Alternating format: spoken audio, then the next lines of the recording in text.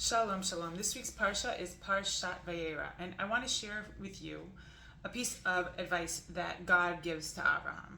So in order to do that, I need to recap really quickly the story with Sarah and Avharam, that they were old and they had no children, and God had promised Avharam, he made all these promises that he was going to have a child and then what would be coming forth from him, and he promised him when he told him Lech Lecha to go to Eretz Canaan, that this is going to be their land and the descendants, and he had no children.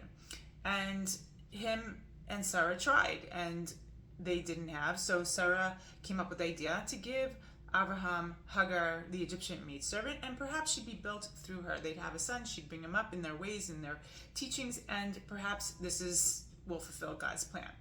And as we know, that didn't go really well. Hagar started to disrespect Sarah. She was demeaned in her eyes, and she gave birth to a son, Yishmael. Ishmael turned out to be, quote unquote, a para Adam, a wild ass of a man, not my words, in the Bible itself. And he was not being brought up in the ways of Abraham and Sarah, the way she had planned, and it wasn't going that way. And then years later, God told Abraham that this son, Ishmael, would not be the one who this promise of the promised land of Canaan was going to be fulfilled. He was going to have another son with Sarah. And Abraham saying, Lou, please God, if only Ishmael can live and be well, that's all I'm asking from you. Because he loved Ishmael, and he thought, that was enough. And God's like, no, don't worry. Great things will come of him. He'll have many, many descendants. You don't have to worry about him. He's set. But that's not the one that I was talking about when I gave you this promise with the promised land and all of that. It's going to come through Sarah.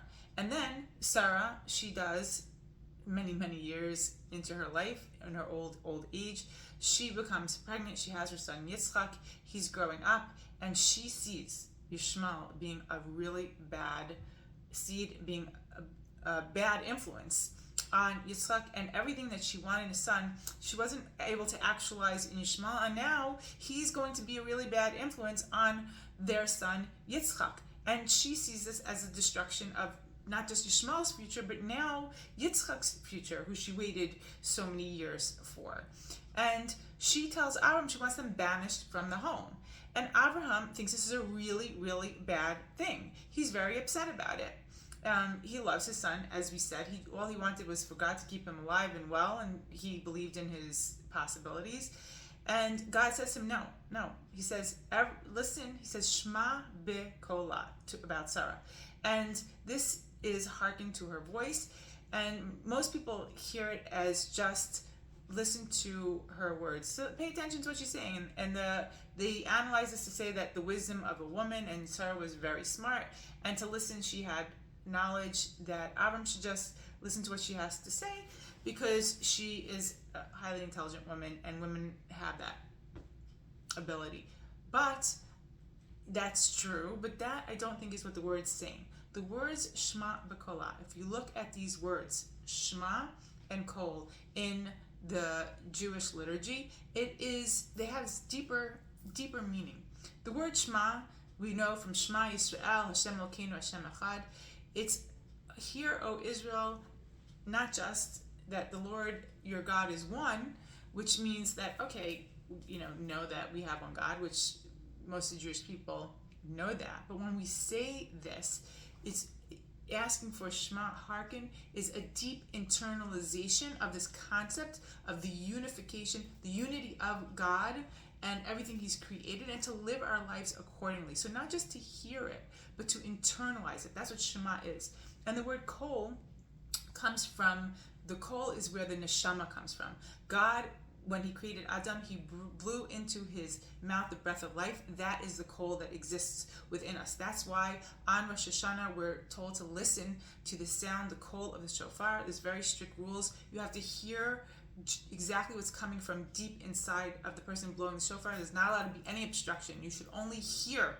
You should hear the sound of the neshama, of the soul that God has gave to man, and that is the purpose of who we are. And to hear that brings us back to our purpose, and that's why we start over again on Rosh Hashanah, hearing, internalizing this sound of the neshama.